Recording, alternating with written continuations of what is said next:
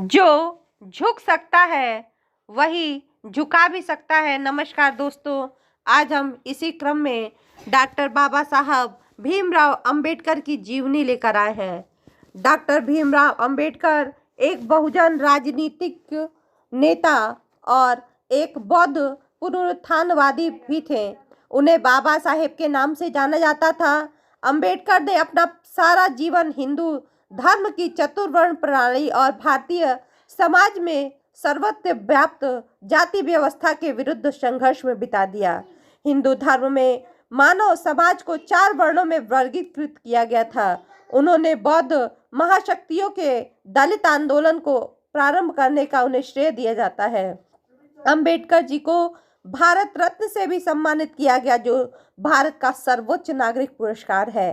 अपनी महत्वपूर्ण उपलब्धियों तथा देश की अमूल्य सेवा के फलस्वरूप डॉक्टर अंबेडकर जी को आधुनिक युग का मनु कहकर सम्मानित किया गया। डॉक्टर भीमराव अंबेडकर का जन्म 14 अप्रैल सन 1891 में हुआ। वे रामजी, मालोजी, सकपाल और भीमा बाई मुर्बादकर की 14वीं और अंतिम संतान थे। उनका परिवार मराठी था और वो आमटे नगर, जो आधुनिक महाराष्ट्र के रत्नागिरी जिले में है, से संबंधित था। अनेक समकालीन राजनीतिज्ञों को देखते हुए उनका जीवन अवधि बहुत कम थी। वे महार जाति के थे जो अछूते कहे जाते थे, किंतु इस अवधि में भी उन्होंने अध्ययन, लेखन, भाषण और संगठन के बहुत से काम किए, जिसका प्रभाव उस समय की और बाद की राजनीति पर पड़ा। भीमराव अंबेडकर का जन्म निम्न वर्ण की महार जाति में हुआ था। उस समय अंग्रेज निम्न वर्ण की जातियों से नौजवानों को फौज में भर्ती करा रहे थे। अंबेडकर जी के पूर्वज लंबे समय तक ब्रिटिश ईस्ट इंडिया कंपनी की सेना में कार्यरत थे और भीमराव के पिताजी रामजी अंबेडकर ब्रिटिश फौज के सूबेदार थे। कुछ समय तक एक फौजी स्कूल में भी अध्यापक रहे। इनके पिताजी ने मराठी और अंग्रेजी में औपचारिक शिक्षा की डिग्री प्राप्त की थी। वह शिक्षा का महत्व समझते थे और भीमराव की पढ़ाई लिखाई पर बहुत ज़्यादा ध्यान देते थे। चलिए इनके शिक्षा के बारे में जानते हैं। अछूत समझी जाने वाली जाति में जन्म लेने के कारण अपनी स्कूली जीवन में अंबेडकर जी को अनेक अपमानजनक स्थितियों का सामना करना पड़ा। इन सब स्थितियों का धैर्य और वीरता से सामना करते हुए उन्होंने अपनी स्कूली शिक्षा समाप्त की, फिर कॉलेज की पढ़ाई शुरू की। इस बीच पिता का हाथ तंग हुआ और खर्चे की कमी हुई। एक मित्र उन्हें बड़ौदा के शासक गायकवाड़ के यहाँ ले गए। गायकवाड़ ने उन्हें स्कॉलरशिप की व्यवस्था कर दी और अंबेडकर ने अपनी कॉलेज की शिक्षा पूरी की।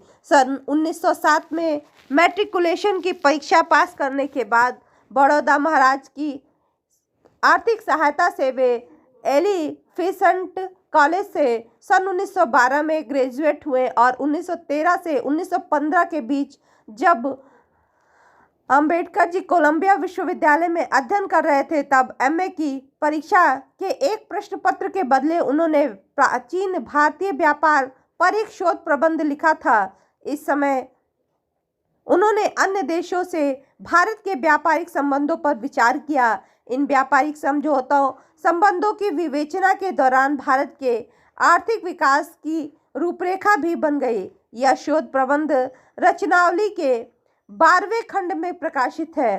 कुछ साल बड़ौदा राज्य की सेवा करने के बाद उनको गायकवाड़ स्कॉलरशिप प्रदान की गई, जिसके सहारे उन्होंने अमेरिका के कोलंबिया विश्वविद्यालय से अर्थशास्त्र में सन 1915 ईस्वी में एमए की। इसी क्रम में वे प्रसिद्ध अमेरिकी अर्थशास्त्री सेलिगन मैन के प्रभाव में आए। सेलिगन मैन के मार्गदर्शन में अंबेडकर ने कोलंबिया विश्वविद्यालय से 1917 में पीएचडी की उपाधि प्राप्त कर ली। उनके शोध का विषय था national development for India, a historical and analytical study. इसी वर्ष उन्होंने लंदन स्कूल ऑफ इकोनॉमिक्स में दाखिला लिया, लेकिन साधनाभाव में अपनी शिक्षा पूरी नहीं कर पाए। कुछ दिनों तक वे बड़ौदा राज्य के मिलिट्री सेक्रेटरी के रूप में कार्य करते रहे। फिर वे बड़ौदा से बम्बई आ गए। सिडेनहैम कॉलेज बम्बई में राजनीतिक अर्थशास्त्र के प्रोफेसर भी रहे। डिप्रेस्ड क्लासेस कॉन्फ्रेंस से भी जुड़े और सक्रिय राजनीति में भागीदारी शुरू की। कुछ समय बाद उन्होंने लंदन जाकर लंदन स्कूल ऑफ इकोनॉमिक्स से अपनी अधूरी पढ़ाई पूरी की। इस तरह विपरीत परिस्थितियों में पैदा होने के बावजूद अपनी लगन और कर्मठता से उन्होंने MA, PhD, MSc bar and law की डिग्रियां प्राप्त की। इस तरह वे अपने युग के सबसे ज़्यादा पढ़े लिखे राजनेता और विचारक थे। उनको आधुनिक पश्चिमी समाजों की संरचना की समाज विज्ञान, अर्थशास्त्र और कानूनी दृष्टि से व्यवस्थित ज्ञान था। अछूतों के जीवन से उन्हें गहरी सहानुभूति थी। उनके साथ जो भेदभाव बढ़ता जाता था उसे दूर करने के लिए उन्होंने अनेक आंदोलन किए और संगठन बनाए। सन 1926 में वह बम्बई की विधानसभा के सदस्य नामित किए गए। इसके बाद वह निर्वाचित भी हुए। क्रमशः ऊपर चढ़ते हुए सन 1942 से 46 के दौर में वह गवर्नर जनरल की कार्यकारिणी की सदस्यता तक पहुंच गए। भारत के स्वाधीन होने पर जवाहरलाल नेहरू के मंत्रिमंडल में विधि मंत्री हुए। बाद में विरोधी दल के सदस्य के रूप में उन्होंने काम भी किया। भारत के संविधान के निर्माण में उनकी प्रमुख भूमिका रही। वह संविधान विशेषज्ञ थे। अनेक देशों के संविधान का उन्होंने अध्ययन किया। भारतीय संविधान का मुख्य निर्माता उन्हीं को माना जाता है। उन्होंने जो कुछ लिखा उसका गहरा संबंध आज के भारत और इस देश के इतिहास से था। शूद्रों के उद्धार के लिए उन्होंने जीवन भर काम किया, पर राजनीतिक, आर्थिक विकास आदि अनेक समस्याओं पर विचार किया जिनका संबंध सारे देश की जनता से था। अंग्रेजी में उनकी रचनावली doctor Baba Saheb Ambedkar writings and speeches नाम से महाराष्ट्र सरकार द्वारा प्रकाशित की गई। हिंदी में उनकी रचनावली बाबा साहब अम्बेडकर संपूर्ण वाङ्मय के नाम से भारत सरकार द्वारा प्रकाशित की गई। 1946 में शूद्रों पर उनकी पुस्तक प्रकाशित हुई। शूद्रों के बारे में जो बहुत सी धारणाएं प्रचलित थी उन्होंने अपनी पुस्तक में अनेक रूप से खंडन किया। ऐसे अनेक शूद्र जाति के लोगों के नाम बताए जो वेदों में प्रमुख रूप से अपनी महत्वपूर्ण भूमिका निभाते थे। सामाजिक सुधार के क्षेत्र में भी डॉक्टर अंबेडकर जी ने ऑल इंडिया क्लासेस एसोसिएशन की संगठन की स्थापना की। दक्षिण भारत में 20वीं शताब्दी के तीसरे दशक में गैर ब्राह्मणों ने दी सेल्फ रेस्पेक्ट मूवमेंट प्रारंभ किया, जिसका उद्देश्य इन भेदभावों को दूर करना था जिन्हें ब्राह्मणों ने उन पर थोपा था। संपूर्ण भारत में दलित वर्ग के लोगों ने उनके मंदिर में प्रवेश निषेध कर दिया था और विभिन्न प्रकार के प्रतिबंधों को उन पर लगाया गया था, जिसका उन्होंने पूरी तरह से विरोध किया।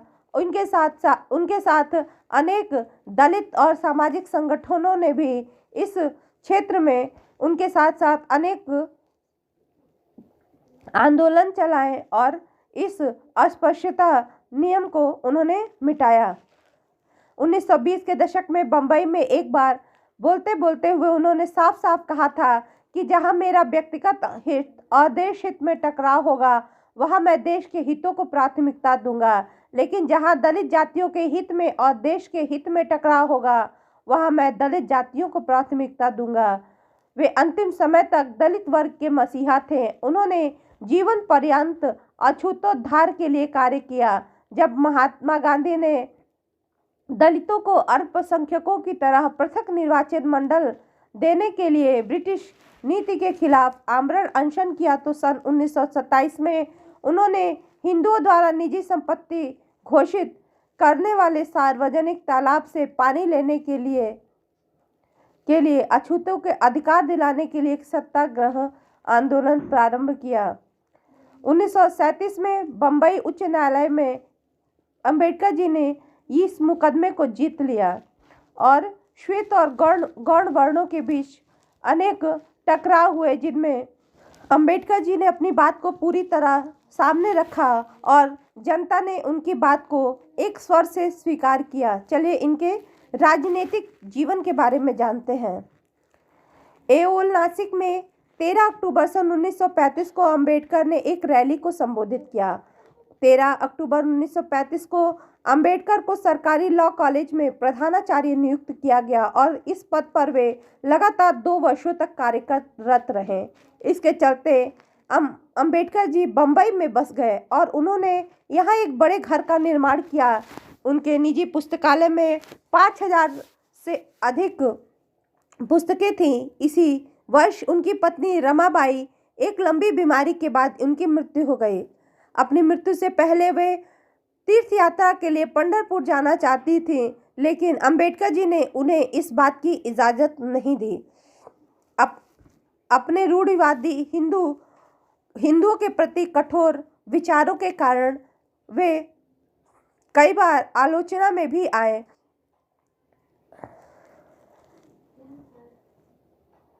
सन 1936 में उन्होंने स्वतंत्र लेबर पार्टी की स्थापना की, जो 1937 में केंद्रीय विधानसभा चुनाव में 15 सीटें जीती थीं। उन्होंने अपनी पुस्तक जाति के विनाश भी इसी वर्ष प्रकाशित की, जो न्यूयॉर्क में लिखे एक शोध पत्र पर आधारित थी। इस सफल और लोकप्रिय पुस्तक में अंबेडकर ने हिंदू धार्मिक नेताओं और जाति व्यवस्था की जोरदार आलोचना की। उन्होंने अस्पृश्य समुदाय के लोगों को गांधी जी द्वारा रचित शब्द हरिजन पुकारने के कांग्रेस के फैसले की कड़ी निंदा की। अंबेडकर ने रक्षा सलाहकार समिति और वायसराय की कार्यकारिणी परिषद के लिए श्रम मंत्री के रूप में अपनी सेवाएं भी दी।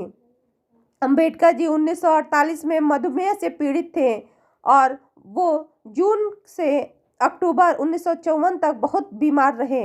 राजनीतिक मुद्दों से परेशान अंबेडकर का स्वास्थ्य बद से बदतर होता चला गया। 1955 के दौरान किए गए लगातार कामों ने उन्हें तोड़ कर रख दिया। अपनी अंतिम पांडुलिपि बुद्ध और उनके धम्म को पूरा करने के 3 दिन बाद 6 दिसंबर सन 1956 को अंबेडकर जी की मृत्यु नींद में दिल्ली में उनके घर पर हो गई। 7 दिसंबर को चौपाटी तट पर बौद्ध शैली में उनका अंतिम संस्कार किया गया, जिसमें सैकड़ों हजारों समर्थक, कार्यकर्ता और प्रशंसकों ने भाग लिया। एक स्मारक अंबेडकर के दिल्ली स्थित उनके घर 26 अलीपुर रोड में स्थापित किया गया। अंबेडकर जयंती पर सार्वजनिक अवकाश की घोषणा की गई। अपने अनुयायियों का उन्हें संदेश था, बुद्धि का विकास मानव के अस्तित्व का अंतिम लक्ष्य होना चाहिए। धन्यवाद दोस्तों। यदि आपको मेरा ये वीडियो अच्छा लगा हो तो प्लीज़ लाइक, शेयर, सब्सक्राइब करना ना भूलें।